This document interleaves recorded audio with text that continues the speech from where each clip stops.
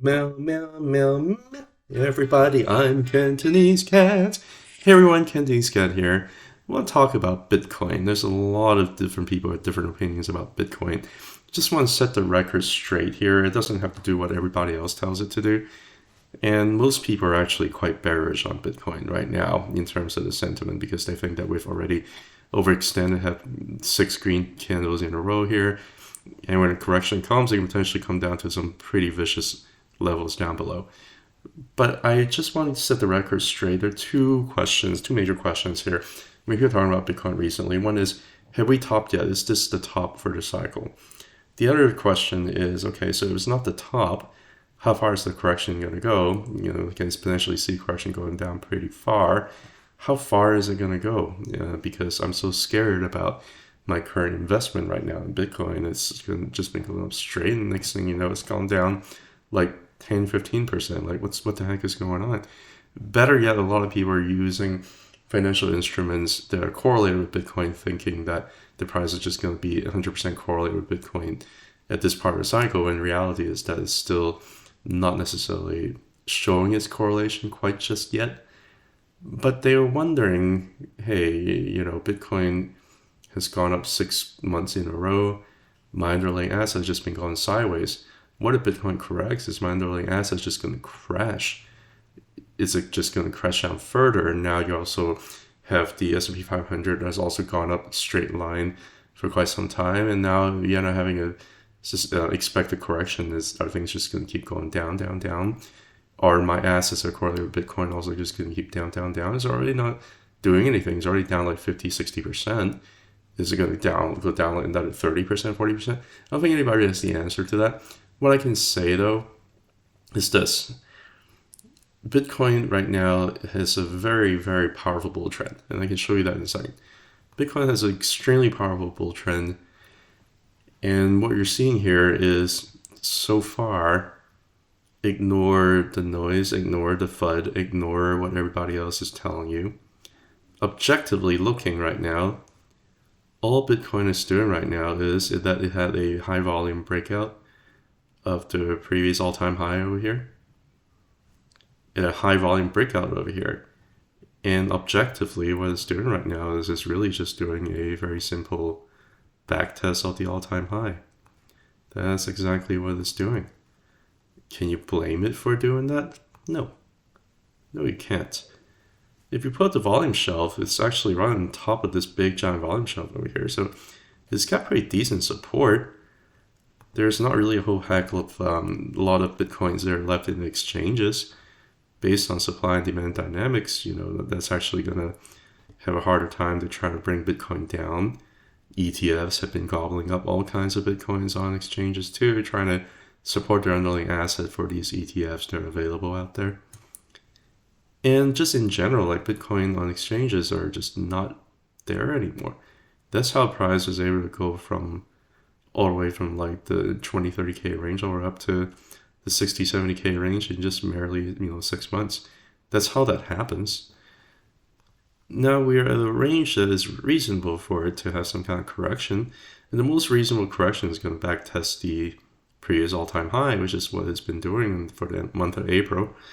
If you look at other stocks, you look at AMD, that's exactly also what it's doing. It had a pretty high volume breakout of the previous all-time high, and it's simply doing a little bit of a back test right here for its previous all-time high.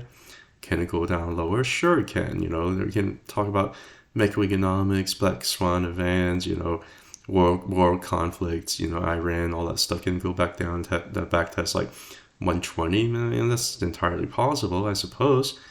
But so far the volume is not really, suggesting that's going to happen.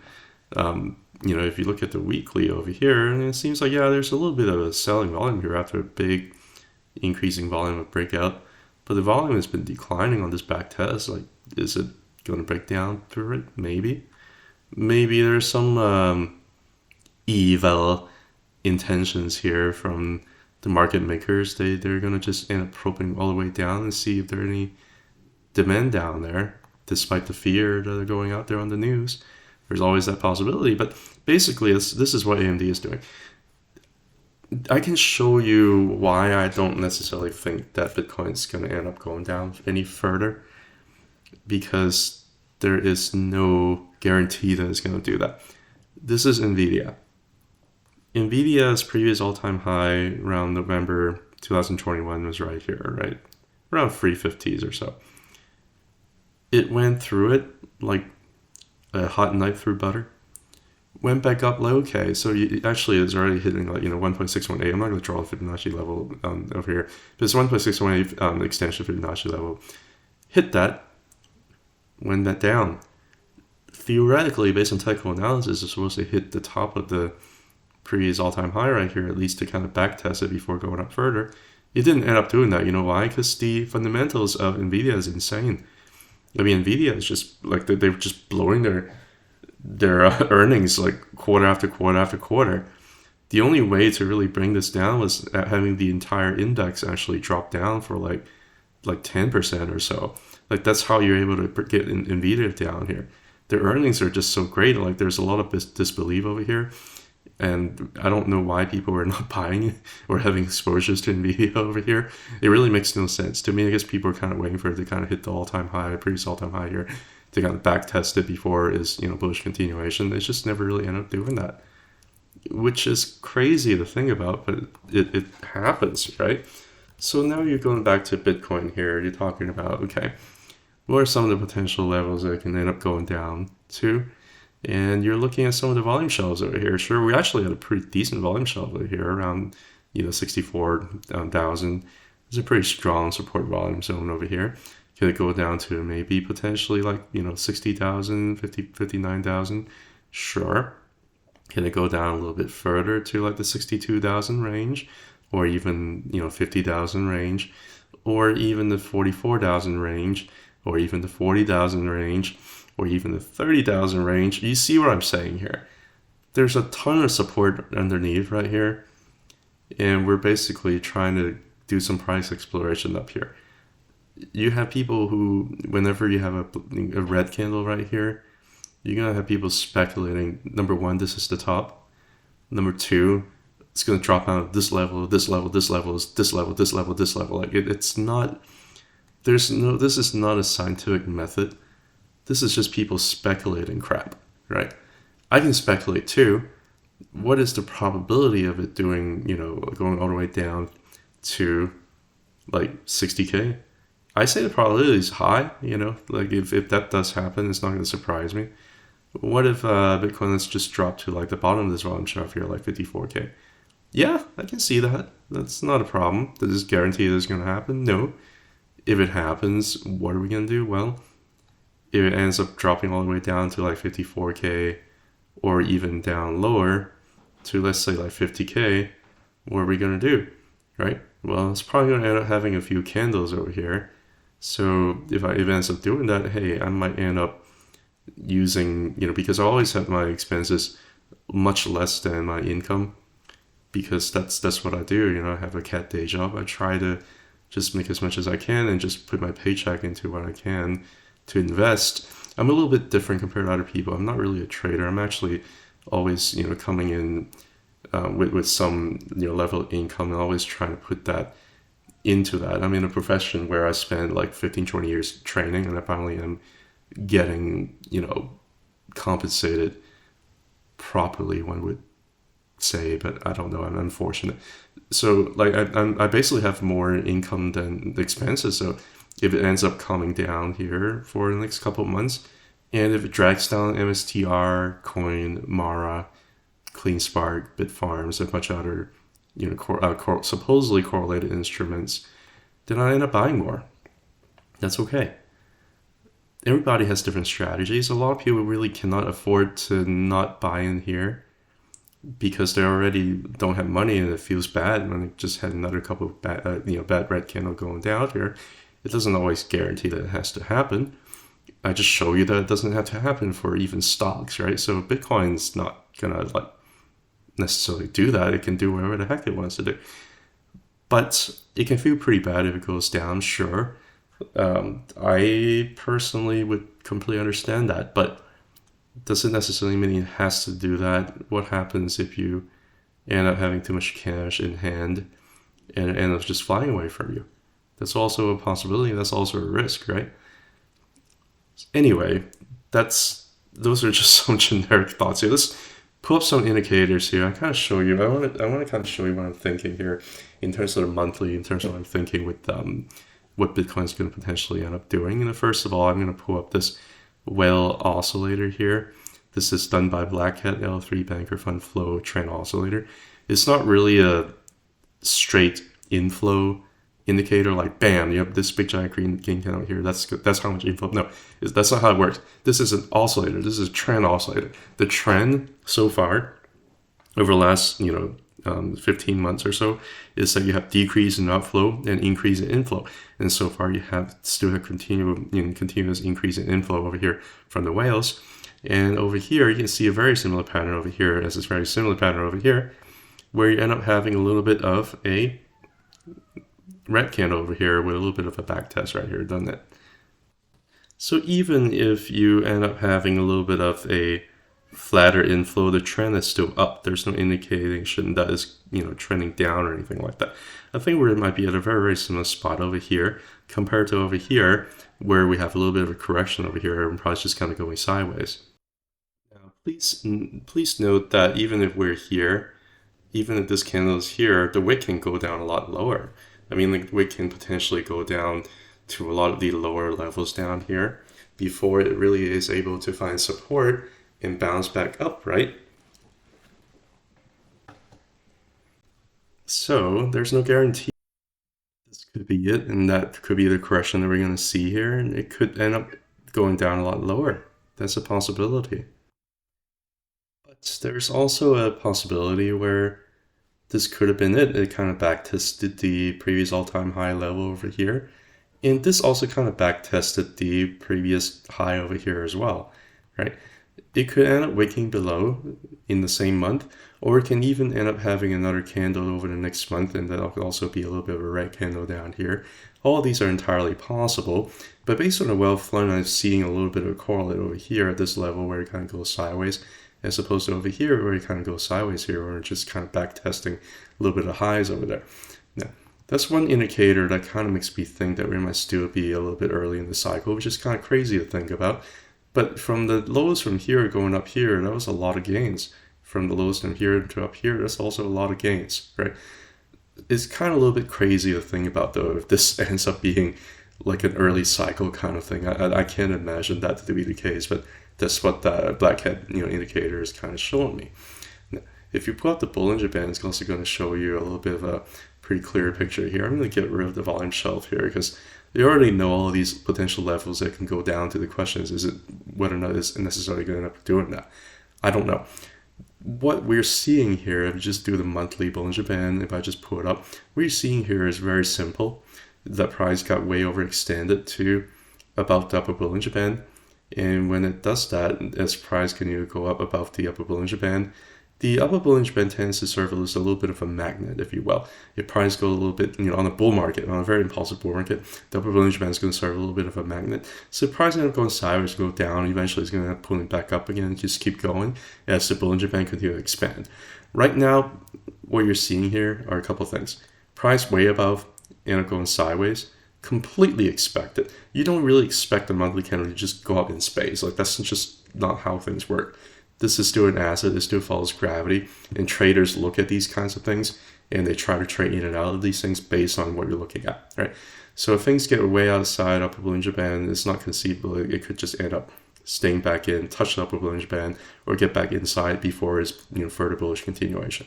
You can see like this cycle over here is actually not a very good example because it just keeps on closing up above the upper Bollinger Band for like months number 1, 2, 3, 4, 5, and 6, like way above, right?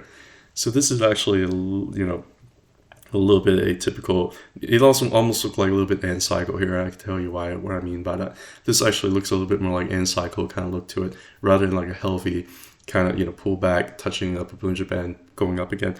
The cycle before the last cycle actually looks a lot healthier. And you remember this look here about the upper Bollinger Band sideways, touch upper Bollinger Band, right? The cycle before that around, anywhere from around 2015 all the way to like 2018, this bull market right here, you can see that price actually has done a few times where price just kind of closed way outside upper Bollinger Band over here, had a little bit of a wick up here, couldn't sustain, ended up having to get a couple of months going back close inside upper Bollinger Band, but because upper Bollinger Band continued to expand, it ends up pulling price up higher, right? I mentioned that it could potentially serve as a magnet, and that's exactly what it's doing, ended up pulling price up higher, and price ended up continuing to ride along the upper Bollinger Band as it continued to expand. And you can see when things get a little bit overextended over here, it ends up going sideways a little bit and touched the upper Bollinger Band before going higher. Same thing, it closed a little bit above the upper Bollinger Band, and it ended up getting priced and getting a little bit overextended, ended up pulling inside here, inside upper Bollinger Band here for another month, until it's continuing its bullish continuation, right? Now, this is what I mean by end cycle behavior. And over here, you really have a bunch of candles just closing above the upper Bollinger Band. Candles number 1, 2, 3, 4, 5, 6, 7, 8, 9 candles closing above the upper Bollinger Band, one of which is like way outside. Like this one is over here, it's not even touching the upper Bollinger Band, it's just like way outside in the space.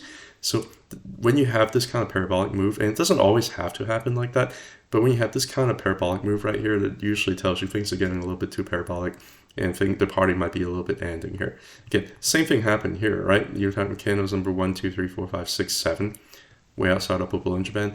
That's a little bit, exhaustive kind of move. Like there's a lot of bullish energy that's being pulled, and usually you might end up having some pretty drastic correction when you have something like that. 7 candles over here, 9 candles over here. Right now, if the month closed inside the upper Bollinger Band, which I actually hope it does, then you end up canceling out, right? Because you actually end up having kind of 4 candles kind of closing outside the upper Bollinger Band so far already. So I would actually want this month, potentially to just kind of close inside, but I may not get what I want. The next thing you know, it can just keep pushing up higher because, there's not enough Bitcoin on exchanges. And fundamentally, there's a reason for it to go up. So that's one way to look at it. The other way to look at it is this. Bollinger Band expansion. We just started having Bollinger Band expansion, especially in a lower Bollinger Band. Like, for the cycle to really get going, usually the lower Bollinger Band just gets completely expanded all the way down to the floor. Like you see over here, around like at least mid-cycle over here, you see that the Bollinger Band completely just drop all the way down to the floor, right? And same thing over here at the cycle over here. When you start to get a little bit to like, early to mid-cycle over here, you see the Bollinger Band completely drop all the way down to the floor. Right now, it's just like, I'm opening my mouth right here, I'm lowering my jaw, but I'm not really like slamming all the way down here yet. So on the equivalent, like I think we still get at least like a few months to go, if not more, right? Like, if you end up having like a little bit of, I'm opening my jaw over here, you could potentially still have another like year to go. Over here, you're like, I had my jaw kind of open over here. You might potentially end up having another half a year up, and then get another, a little bit of a higher high over here too. So we're just starting to have the Bollinger Band expansion. Could potentially go on for a while. Another thing to look at is also a 20-month moving average. You see 20 moving average is crawling up over here, right? And it's just really started happening a few months ago. When this happened a few months ago, it could go on for a lot longer. What happened in the last cycle when this just started to crawl up just a few months, would probably be like right around here, right? Like remember when I was showing the Blackcat fund flow, I thought that the equivalent for the fund flow, how it looks right now, it was here compared to here. And the Bollinger Band is also very equivalent to that, right? So there's a possibility that there's still going to be a lot of juice left for Bitcoin to go up. That's always a possibility. The other thing is looking at the cycle even back here, you're maybe like around here. You see like there's a little bit exhausted move over here. Was needed to get some correction back inside the upper Bollinger Band. And over here, you already spent like a few months to get this kind of 20 moving average kind of start to curl up, right? So I think there's a possibility that we're still a little bit like early mid innings of the cycle based on the way the 20-month moving average is curling right now. And there could still be plenty of juice that's being left for Bitcoin moving forward. So it's hard to say, how much correction this ends up going to be, how far this potential wick is going to be, how far it's going to end up closing above the upper Bollinger Band. Are we going to spend the month of May also inside the Bollinger Band? Does it really matter on the grand scheme of things? Probably not, but those are the kind of things I just wanted to show you. Now, in addition to Bollinger Band, I also want to show you another indicator, which is the Ichimoku cloud, one of my favorites, right? You can see a couple things. The key thing I do want to show you is that there's something called a Tenkan-Kijun cross. Tenkan-Kijun cross happened right here where the red line gets above the blue line. Red is a leading line, blue is a lagging line. When red gets above the blue, you're starting to have a little bit of a bull trend that's being established over here that can go on for quite some time. Last time when you had the red over blue, you have the big giant half a year green candles over here, followed by another higher high. The whole entire bull market move right there lasted for longer than a year, right? And then the last time before that, when you have a little bit of a bullish cross between the two, what happened? You end up having a bullish cross over here at this part of the cycle, which end up having another 2 years of green candles after that. So we might still be early cycle. Now, one thing that does concern me a little bit is that price is currently way above the Tenkan. The Tenkan is the red line right here. Usually on a bull market, I suspect price usually like to get kind of back closer a little bit to the monthly Tenkan. It does serve a little bit as a magnet, unfortunately. But it doesn't always have to. I mean, you end up having a little bit of a corrected move over here, but you never really end up, really getting closer to Tenkan, and price just kind of went up and dragging the Tenkan up together along with it. Eventually touches up here, but only because the price action is so impulsive that it drags it up along with it, right? It's a little bit kind of in space over here and not entirely, great look for me, but I'll also show you why too. Like this cycle over here is a little bit weird, but I'll show you the cycle before that. Generally, you don't want price to be too far away from the Tenkan, the red line over here. In a bull market, price actually tags the Tenkan on the way up as support. You can see like some very, very interesting testing right here, support, right? Went below that, actually touched the Kijun over here, but actually closed, right at the Tenkan.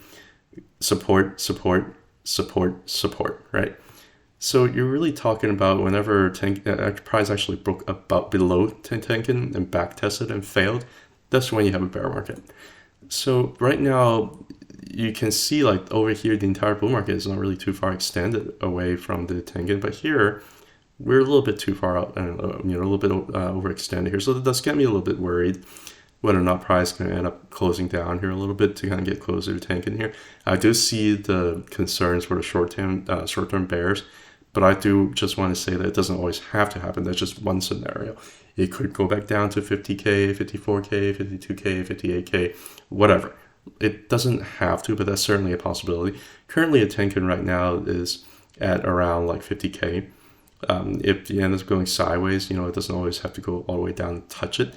You could end up potentially having this being dragged up along as well as time goes on, right? So I think we're still a little bit like early mid-cycle based on where we're at looking at the Tenkan-Kijun cross. And also the only biggest concern is that price is a little bit overextended above the monthly Tenkan, but that's okay. It might have a little bit of a corrected move like it did over here, but that's Bitcoin. That's fine. And if you also look at like the way that AMD and NVIDIA looks, it doesn't have to. Like there's enough liquidity in the system to prop these kinds of stocks and crypto up higher. Right now it's healthy to try and find support underneath. It would be healthy if we end up finding support over here to go up because of the Bollinger Band, because its testing is all-time high. And there are a few, things to kind of show. The only thing that concerns a little bit is it's a little bit too far above the Tenkan here. But alternatively, instead of looking at the Ichimoku cloud here, I can look at another cloud that's also very similar to this, but this is the Super Ichi cloud. It incorporates, super trend data. Super trend data basically incorporates volume together with it. What is interesting about this is you also see that there is a bullish cross over here, just like it had a bullish cross over here, and also just like it had a bullish cross over here. And the bullish cross has just kind of happened a few months ago. You can see that for the Super Ichi cloud, it's actually getting pretty close to the Tenkan over here. It's not as far, overextended like as the traditional Ichimoku cloud. It's a little bit getting closer. So if you look at the Super Ichi, we believe the Super Ichi cloud is actually not overextended. But who's there to say? I don't want to just put up different indicators to support my claim. There is still a potential for it to continue to drop down. Even for a CPG cloud, it could drop down to potentially at the kitchen down here, which is around 52.5K. That's entirely a possibility, even during a bull market, as it did before, right? It can go back down all the way to the kitchen down below and back test the levels down here too. That's entirely possible, and it would be completely normal kind of price action of Bitcoin. It doesn't necessarily mean it's like topping or anything like that. One other thing I do want to show is I'm going to switch this over to the weekly chart and show you the bull market support band.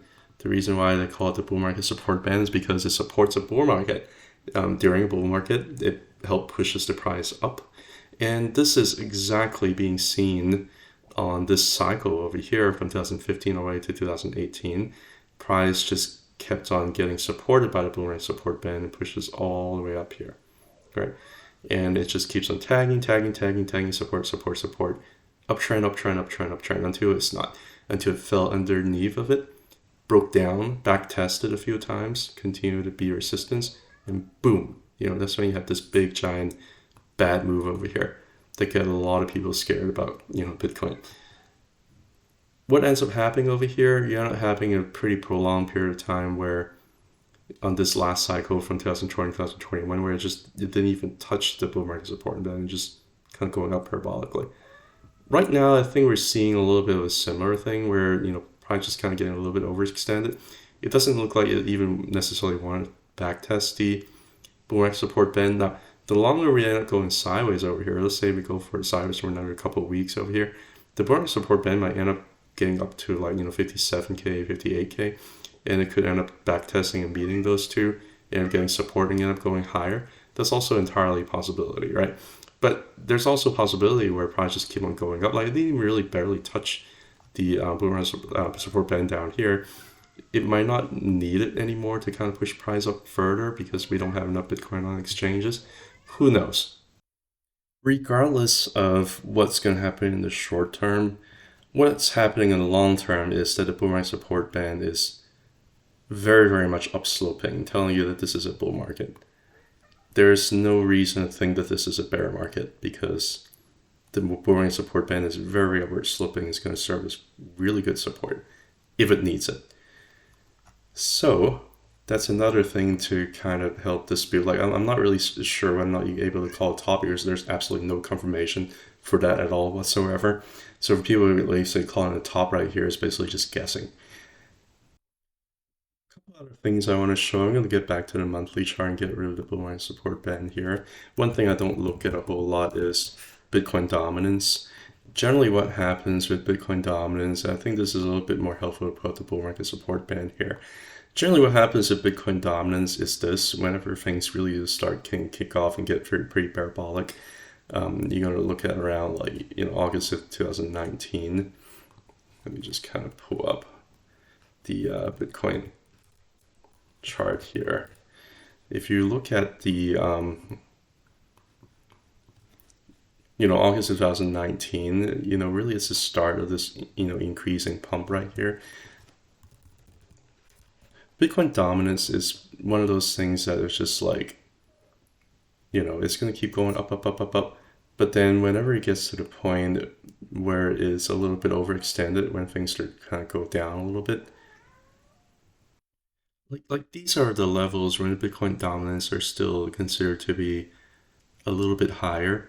Like these are the levels is when you're starting to have a pretty decent Bitcoin run on the last cycle over here. As it ran, after you get to a certain point where Bitcoin started to have its initial top around 64K or so, that's when you're really going to start having the altcoins kind of catching up. Bitcoin dominance has plummeted, and on the second peak, it just kind of stayed below. Like this is then the time when people have exited Bitcoin, and it really is trying to switch liquidity over to altcoins and other things, right? I mean, ultimately, the top end up coming around here, right? But a lot of times, people already have, kind of changed the liquidity from Bitcoin over to altcoins, other things, to try to pump other things towards the end of the cycle. Right now, we still have a very, very steady increase on Bitcoin dominance, we're not really quite at the stage where we're hitting kind of like the upper part of the Bitcoin dominance level to tell us that, hey, Bitcoin trend is getting a little bit exhausted here. Like, we're not really seeing that so far, although it's starting to look a little bit more exhausted, but it's not quite there quite just yet. And one of those behavior to think about how the crypto market is this, usually, having a bunch of liquidity being pumped into Bitcoin, they're going to want to pump other things to bring other things up eventually. Like the market is going to end up broadening out. Just like if you think about the stock market, it's the same thing. You have a lot of large cap that is already hitting all-time highs, and a lot of the small caps are just kind of still lagging behind. The liquidity is there, but they're just really not ready to kind of shift the liquidity out to the other ones yet. It might end up doing that. Again, the Bitcoin dollars end up looking a little bit more exhausted now. It might end up doing that soon, but I don't know when that's going to be. Certainly doesn't really look like Bitcoin's topping though.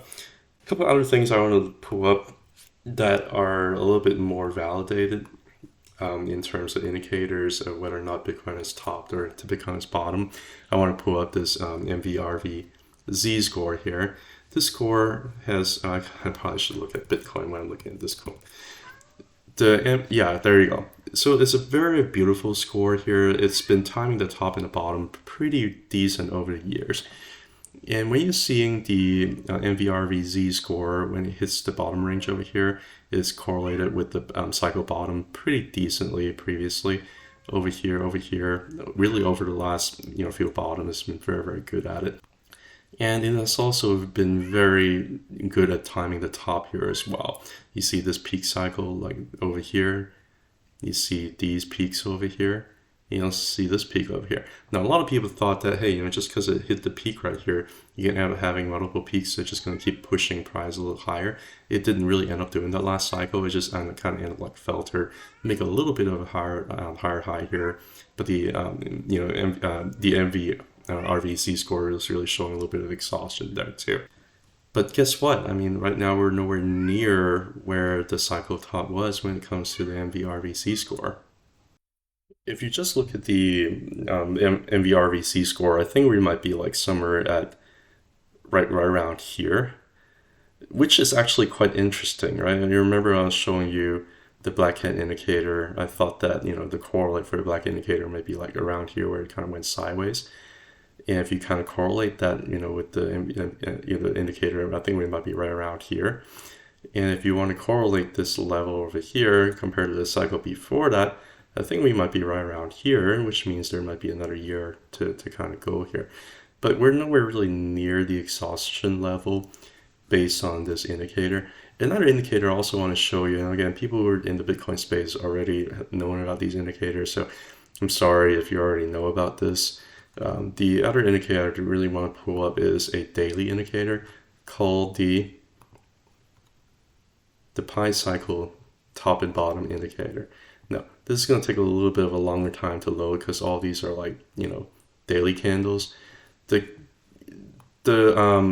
indicator is done through this. The yellow one right here is the 111-day moving average. The green level over here is the 350-day moving average times 2. This is definitely something that was created in 2019.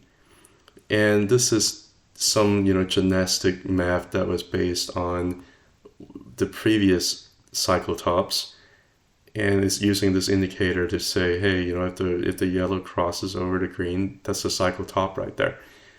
It's using a retrospective way to look and trying to time the top after already knowing that you have 3 tops. So it was conceived around 2019.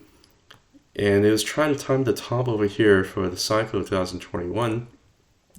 It correctly timed the top over here within 3 days, around April of 2021. Again, I don't know how much of this is algorithmic driven. I don't know how much of this is self-fulfilling prophecy. But it ended up correctly timing the top here in April of 2021. You can say that it did end up making a little bit of a higher high over here. But ultimately, a lot of people actually do believe like this is actually probably the true top, and this is like the exhaustive top that it created afterwards, right? So it did end up correctly timing the top over here. Now, just because these two lines are getting closer and closer doesn't mean that the top's going to be there. Because if you look at not that cycle, but the cycle before that, these two lines just kept getting closer and closer and closer and closer and closer until they cross over here. And even if you think, oh, they're going to cross this top, the top's coming, it still ended up having to, another half a year before they actually end up crossing over here. And when they end up crossing, retrospectively, that was the top. And when you use this indicator, it also, correctly timed the top. I don't think anybody would be upset if they end up selling right here at this particular peak right here and just not buy the rest of the cycle. I don't think anybody would be upset about that, to be honest. Right now, how far are we from having this pi cycle top? Nowhere near it. So again, there's no confirmation that we've topped. I think we're going to end up going a lot higher. If the question that you have is how much lower is it going to get before going higher, I don't know. I don't care. There are a lot of people who are looking at the short-term price action of Bitcoin and trying to extrapolate in terms of what it's trying to do. There are a lot of people drawing wedges like this. Oh, it's broken out. It's broken above. Let's get excited about it. There's a lot of people who draw wedges like this. Oh no, it's broken underneath of it. We're going down much further. I don't know the answer to that. Same here. You can draw these patterns. Oh, it looks like this is like certainly a ascending triangle over here, and these are bullish patterns. Oh, it broken above the ascending triangle. Is going to go a lot higher now. Nope, it ended up breaking down below here. Oh no, we're going much lower now. But it ended up not really doing that. It ended up just kind of finding support right around here. Maybe a little bit wick touching some of the other wicks over here previously before going up higher. Who knows, maybe this is end up going to be the wick right here is going to touch these wicks over here before going up higher. Could it backtest the 52,000 zone? That's entirely a possibility. Does it have to do that? No. Nobody knows. We're not at the top of the cycle based on these indicators that are available.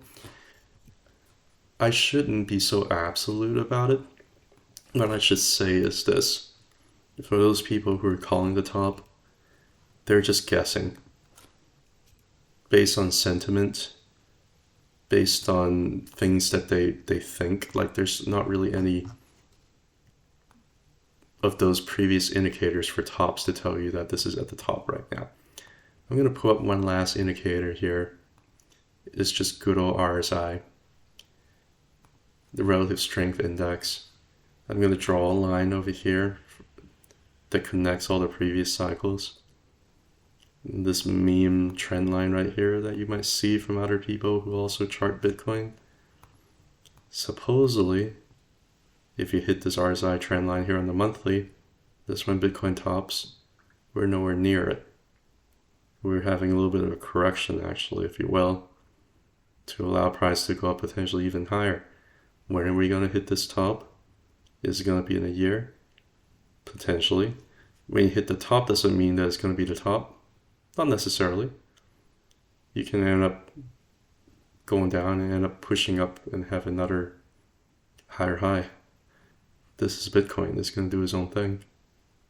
Anyway, it's been close to 40 minutes. I just wanted to rant a little bit. I just want to talk a little bit in terms of what I'm thinking about Bitcoin's price action. Because I think it matters.